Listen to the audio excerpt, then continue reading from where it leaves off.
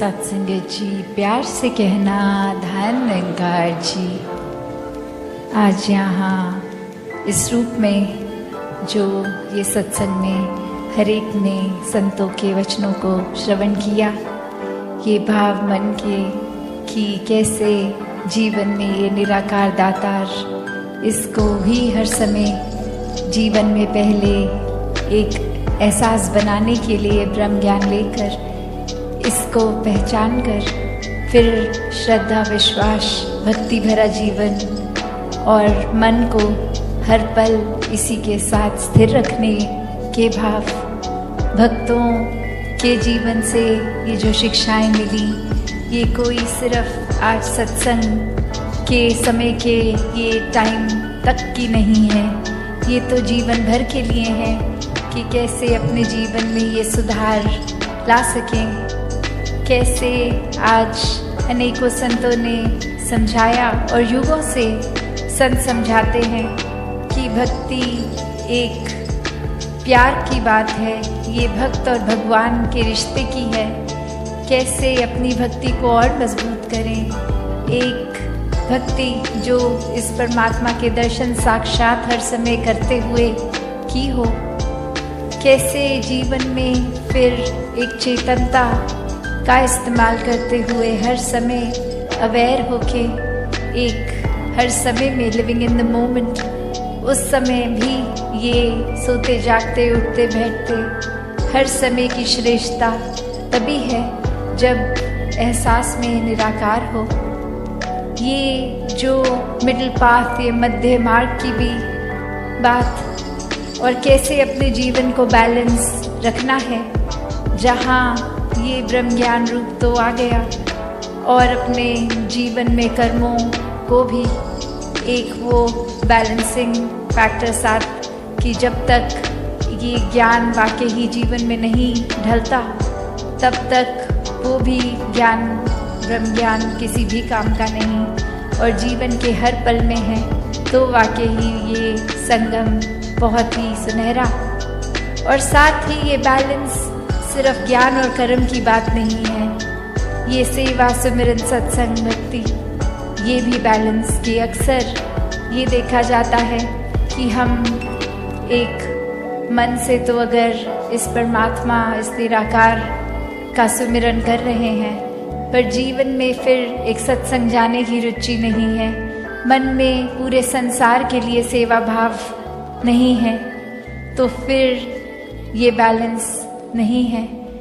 ये भी अपने आप में ये जैसे तराजू तो चलो दो चीज़ों का बैलेंस कर सकता है, पर यहाँ ये तीन जगह पे सेवा सिमरन सत्संग का बैलेंस है।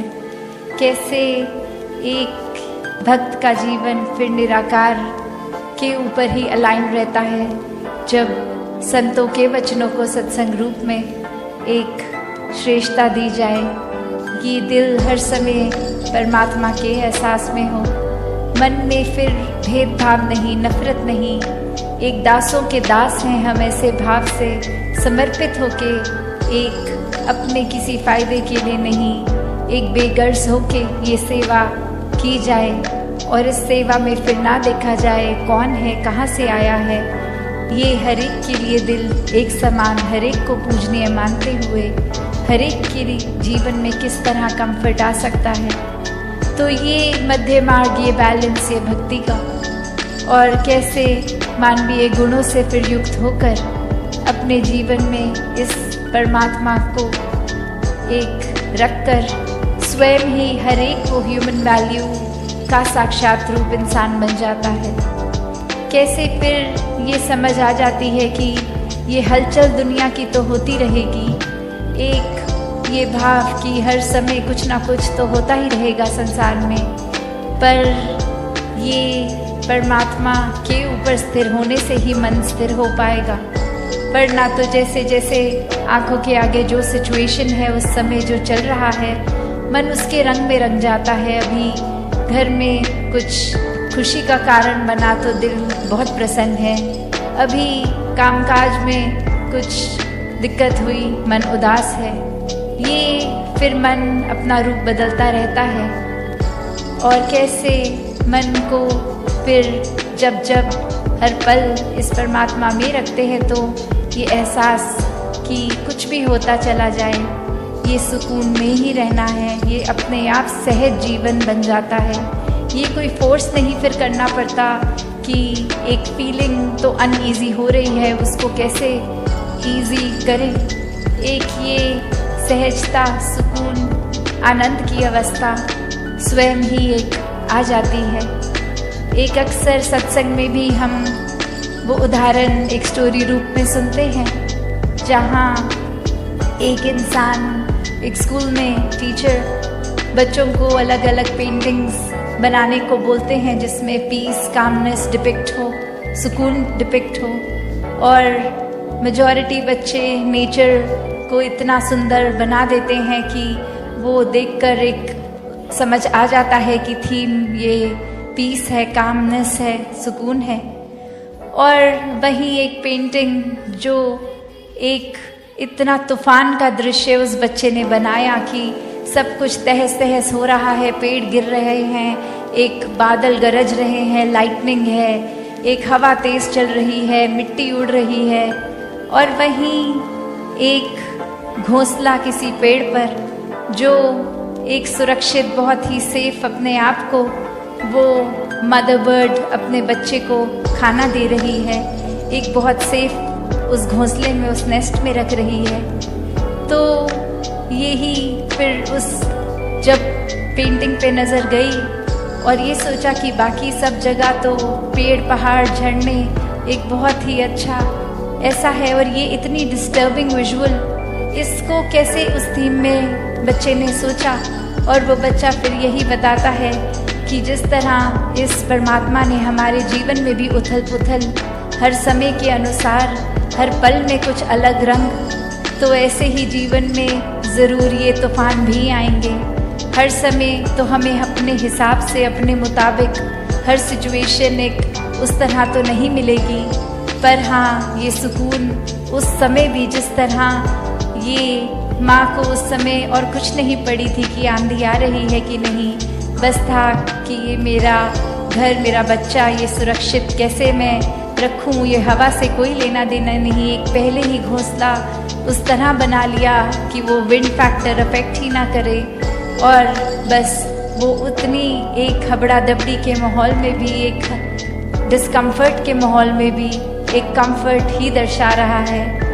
तो बात वही कि जिन्होंने इस परमात्मा पे उस तरह विश्वास रखा, पहले देखकर, पहले जीवन में एहसास करके, हर पल जब दर्शन करते हुए, फिर ये पता होता है कि ये सिचुएशंस तो एक हमारे मुताबिक अच्छी हों या बुरी हों, पर ये बहुत ही एक उचित, ये बेस्ट है, क्योंकि ये खुद ही परमात्मा जीवन इस तरह चला रहा है।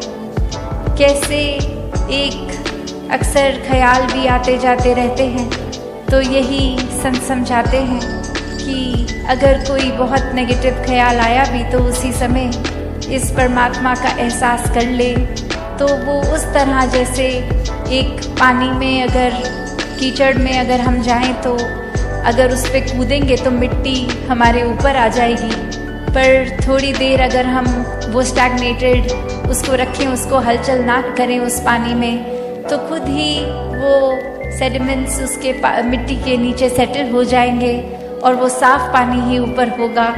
और वो किसी किसी कंडीशन में तो इतना साफ़ हो जाता है कि वो पानी फिर पीने लायक तक बन जाता है। और अगर हम उसको सेटल ही ना होने दें, उसमें लगातार अपने हाथ पांव मारते रहेंगे, तो फिर तो वो पानी पीने से रहे, क्योंकि इतनी मिट्टी ही आएगी मुंह में। तो बात वही कि ये परमात्मा हर कुछ अगर दे रहा है, हमने उसमें से पिक क्या करना है, कहाँ पे पेशेंस रखकर सिचुएशन में खुद टल जाना है, ये जानते हैं। फिर भी उस समय इतने खुद ही परेशान, इतने अनईजी हो जाते हैं, और कुछ हद तक इस परमात्मा से भी वो उदासी, ये एक मन में आर्ग्यूमेंट भी हो जाती है। कैसे हर कोई चीज़ हमें अपने मुताबिक ही हर समय चाहिए।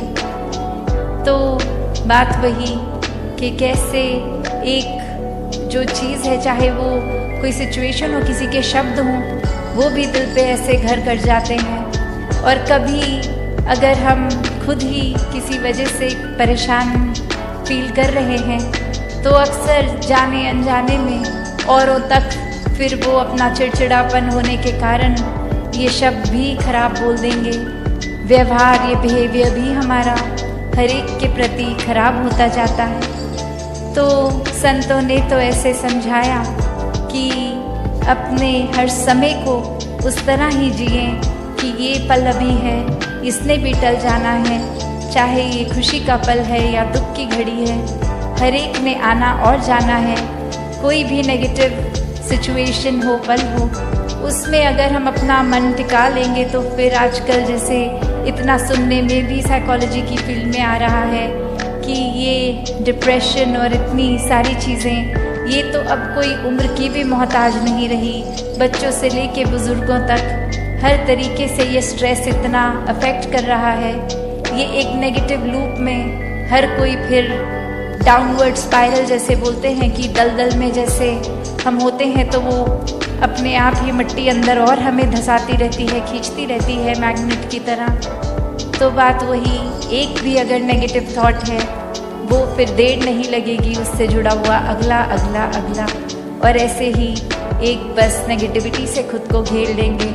जबकि वहीं वो पहला नेगेटिव ख्याल आते ही अगर उस समय भी परमात्मा को याद रखेंगे तो वो लूप वहीं एक तरह से वो कड़ी वहीं कट जाती है, फिर वो चेन नहीं बनती और उसी समय फिर इस परमात्मा के एहसास में आते हैं तो वो यात्रा शिकवे से शुक्राने की बन जाती है। एक कंप्लेंट्स वहीं ख़त्म और यह समझ आता है कि परमात्मा ने जो भी बख्शा है वो हमारी बेहतरी के लिए है। ये ग्रैटिट्यूड की भी आज जो बात सत्संग में हो रही थी, शुक्राना भाव अगर होगा तो वाकई ही एक जीवन बहुत ही एक पॉजिटिव तरीके से जिया जाएगा। एक अपना बोझ जो है वो भी फिर भारी नहीं लगता, क्योंकि पता है ये बोझ हमारे कंधे पे आने से पहले तो परमात्मा में है, तो ये फिक्र ही नहीं है। एक बस परमात्मा में मन लगा हुआ है, एक भेदभाव हर एक के प्रति ख़त्म, नफ़रतों के कारण ख़त्म, एक दूसरे के प्रति सिर्फ प्यार सत्कार, बोली भाषा में सिर्फ विनम्रता, ऐसे न जाने कितने एक दैवीय गुण जीवन में हर पल स्वयं ही आ जाते हैं और फिर ये जीवन वाकई ही एक वरदान रूप बन जाता है।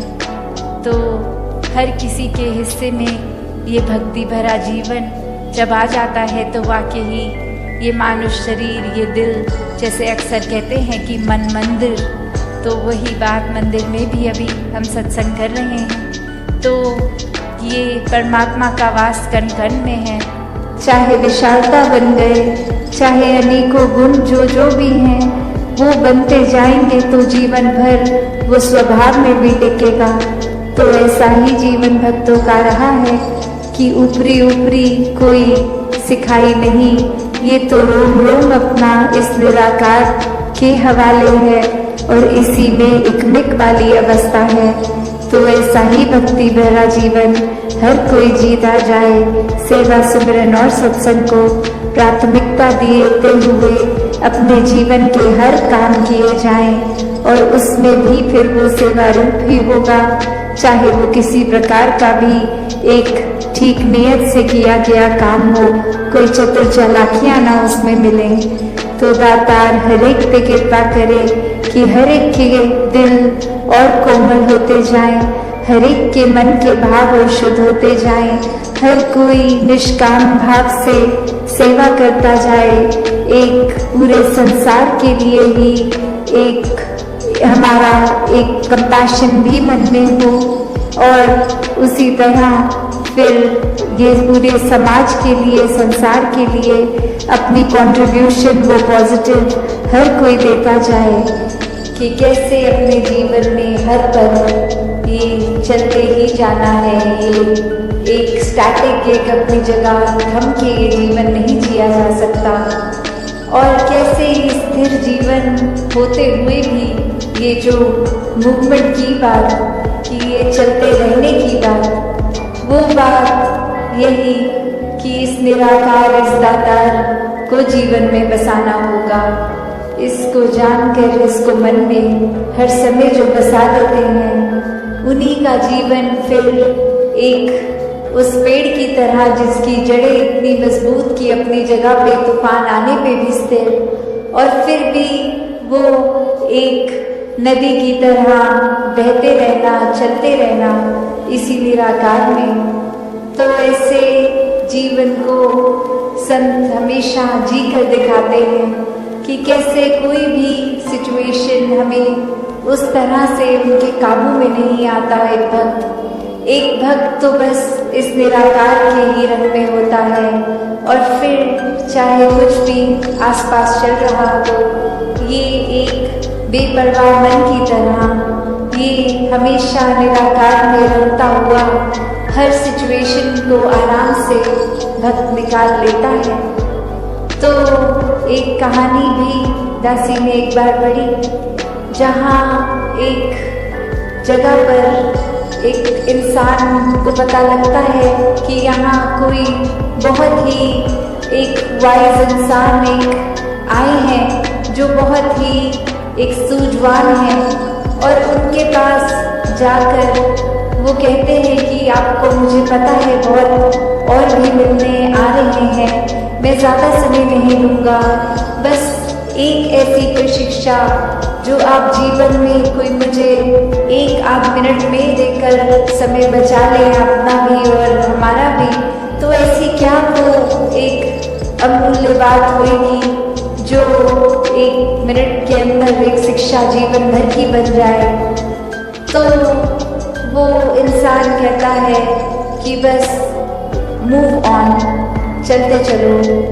और अब वो व्यक्ति ये सोच रहा है कि मैंने तो सुना था ये बहुत ही एक गहरे इंसान है, बहुत ही सूझवान है, वाइस है, और एक सेकंड का समय क्या ले लिया इन्होंने, तो बस मूव ऑन बोल दिया। तो ये तो जाने को बोल रहे हैं मुझे, मेरे से बात नहीं करना चाह रहे। और अभी इसी सोच विचार में वो इंसान 2 कदम पीछे होके उनसे सोचने ये बात लगा, और फिर 1-2 व्यक्ति और इस दौरान आके उस इंसान के प्रति अपने भाव रखते गए, चलते गए। और अब वो इंसान वहीं उस बात में अटक गया कि ये मुझे जाने को क्यों कह रहे हैं, और फिर से एक बार हिम्मत करके कहते कि अब ये आपने जो बात कही थी, ये बात आपने मुझे क्या कहा था कि मैं चला जाऊं, ये मूव ऑन करने की बात। और अब वो बुजुर्ग कहते हैं कि आप तो मेरी उस बात से भी अभी तक मूव ऑन नहीं हो पाए। तो ये कंपैरिजंस, ये तुलना जीवन में अक्सर हर दिन ही कहीं ना कहीं दिमाग में आ जाती है। चाहे वो कंपैरिजन फिर एक अपने लाइफस्टाइल का हो कि हम किस तरह का जीवन जी रहे हैं, क्या क्या सुख साधन है हमारे पास, क्या वो सुख साधन हमारे पास जो है वो एक दूसरों से बेहतर हैं कि नहीं है, क्या ये सारी चीज़ें जो एक जीवन में कामकाज करते, पैसे एक संभालते हुए, खरीदते हुए चीज़ों को, एक घर बार, एक माया रूप इकट्ठा कर बैठे हैं, क्या ये इसकी प्रशंसा की जा रही है औरों द्वारा, या फिर क्या कोई एक चीज़ दूसरे से बेहतर है, तब तक तो ये सुखदाई महसूस हो रहा है मन को।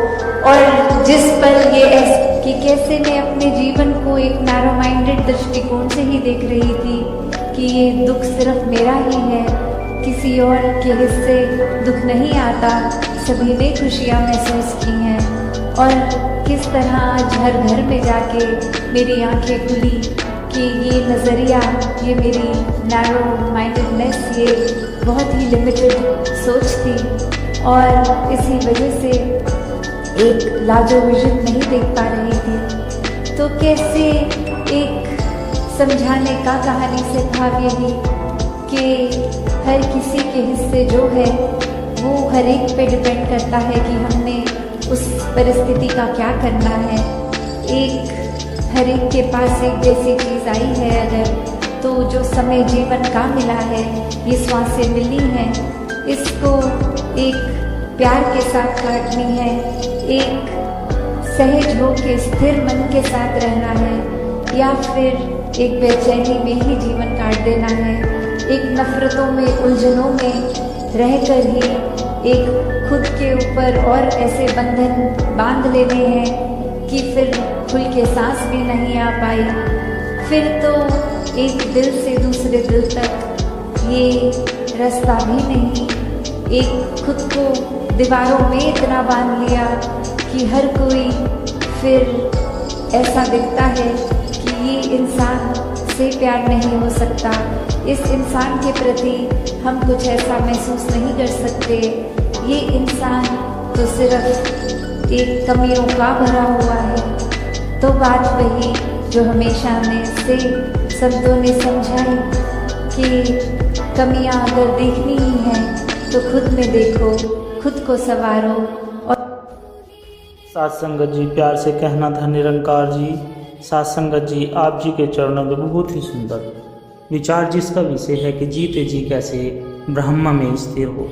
साथ संगत जी, आशा है प्रवान करें और ध्यान से सुनिए। साथ संगत जी, ब्रह्म यह कोई साधारण शब्द नहीं, यह समस्त सृष्टि का जड़ है। वेद कहते हैं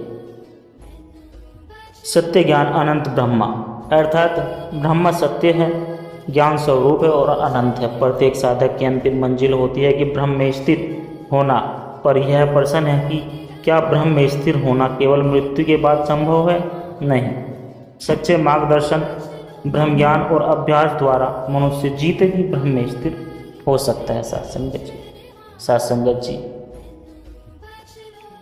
आज का यह विचार उसी रहस्य को प्रकट करता है, कैसे एक जीवित व्यक्ति इस संसार में रहते हुए भी ब्रह्म में लीन हो सकता है। साथ संगत जी, क्या है ब्रह्म? ब्रह्म कोई मूर्ति या आकार नहीं, वह निरंकार सर्वव्यापक चेतना है।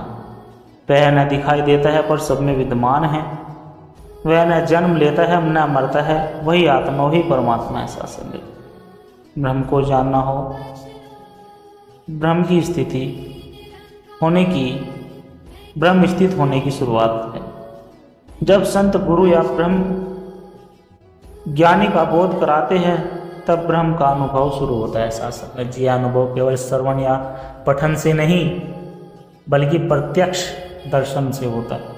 ब्रह्म ज्ञान मिलते ही मनुष्य अविधा में विधा की ओर जाता है। साथ संगत जी, ब्रह्म ज्ञान के लक्षण द्वैत कांत, तू और मैं का भेद मिटना, किसी से बैर नहीं, उसमें उसी ब्रह्म का दर्शन, संतुलित संतुलन, संत और शांति का भय। साथ संगत जी, कैसे जीते जी ब्रह्म में स्थित होते हैं? गुरु की कृपा द्वारा ब्रह्म ज्ञान की प्राप्ति, सत्संग सेवा और सुमरन द्वारा उस ज्ञान को जीवन में टिकाना, राग द्वेष मोह माया से मुक्त होकर ब्रह्म भाव में रहना, जो हर परिस्थिति में एक रस है, वह ब्रह्म में स्थित है। साथ संगत जी, भागवत गीता में श्री कृष्ण कहते हैं कि ब्रह्म भूतै प्रसन्नात्मा न शोचितै न कड़ांछति, अर्थात जो ब्रह्म में स्थित है वह न शोक करता है, वो नहीं इच्छा करता है। उपनिषद कहते हैं कि आत्मा व अरे दृष्टाव्य, आत्मा को देखना चाहिए, जानना चाहिए, अनुभव करना चाहिए। साथ संगत जी, परिवार समाज में रहते हुए भीतर पूर्ण शांति, कार्य करते हुए भी निरंकार भाव, सभी में परमात्मा का दर्शन, यही सच्ची भक्ति है। साथ संगत जी, साथ संगत जी,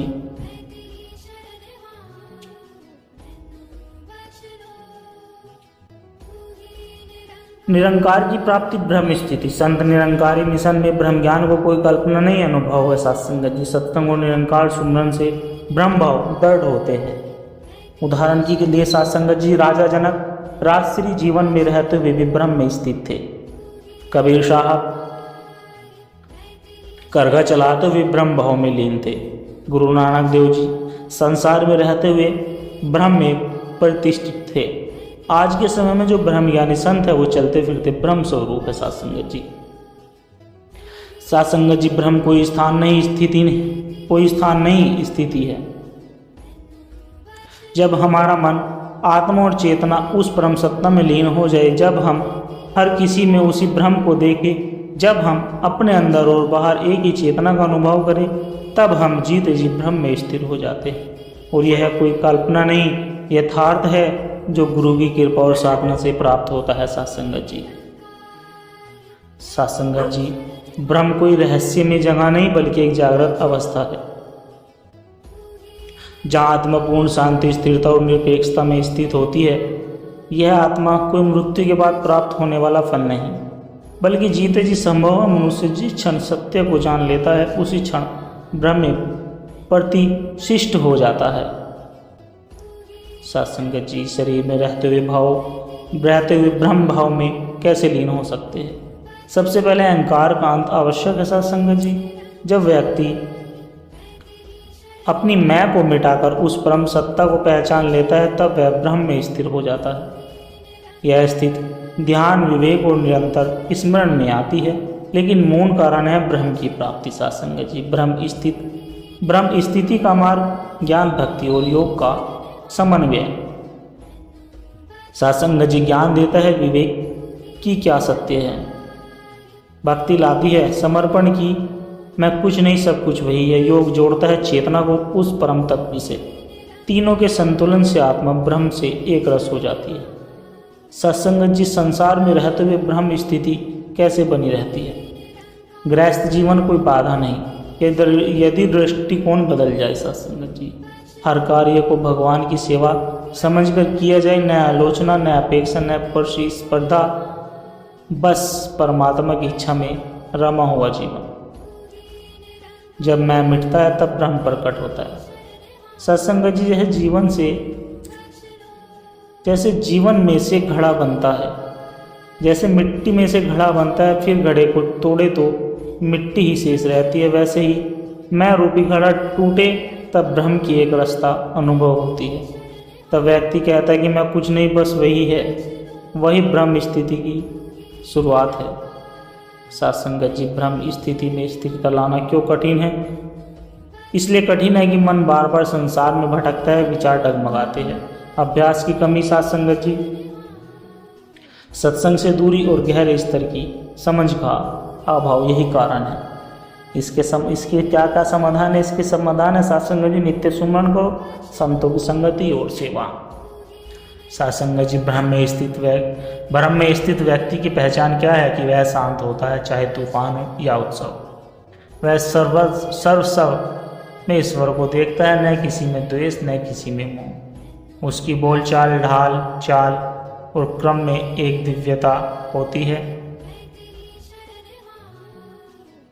एक सजगता होती है। सत्संगत जी, हाँ, परंतु उसके लिए चाहिए विचारों की शुद्धता, लक्ष्य की स्पष्टता और मार्गदर्शन की प्राप्ति। सत्संगत जी, जैसे सूरज सबको समान रूप से प्रकाश देता है, पर जो आंखें खोलता है वही देखता है। ब्रह्म तो सर्वत्र है, पर जो प्रेम और ध्यान से देखता है वही स्थित है। सत्संगत जी, आत्मा की ब्रह्म का अंश है। जब आत्मा अपनी असली पहचान पा लेती है, मैं शरीर नहीं चैतन्य हूँ, तब ब्रह्म में स्थिति स्वाभाविक बन जाती है। सत्संगत जी, जो जीवन दया करुणा, नम्रता और सत्य से परिपूर्ण हो, वह ब्रह्म स्थिति को जी रहा होता है। सत्संगत जी, उसे न ज्ञान का अभिमान होता है, न भक्ति का प्रदर्शन। उसका अस्तित्व ही ब्रह्म का प्रतिबिंब बन जाता है। सत्संगत जी, जीते जी ब्रह्म में स्थित होने का अर्थ है हर पल ब्रह्म में जीना, उसी चेतना में जागृत रहना। यही वह अवस्था है जहाँ व्यक्ति संसार में रहते हुए भी उससे परे होता है। न भागना है, न ठहरना, बस स्थिर होकर उसी ब्रह्म रूप में अपने अस्तित्व को एक करना है। सत्संगत जी,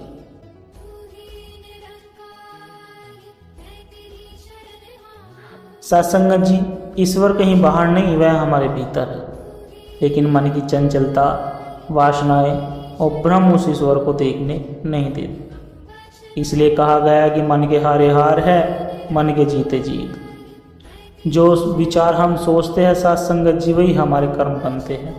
शुद्ध विचार, मन शांत, ईश्वर से जुड़ाओ। नकारात्मकता, द्वेष, लोभ, मोह को विचारों से निकाल फेंकना ही पहला कदम है। मन को संसार की तरफ जाने से रोकने का एकमात्र उपाय है सात्संग, ध्यान और सिमरन।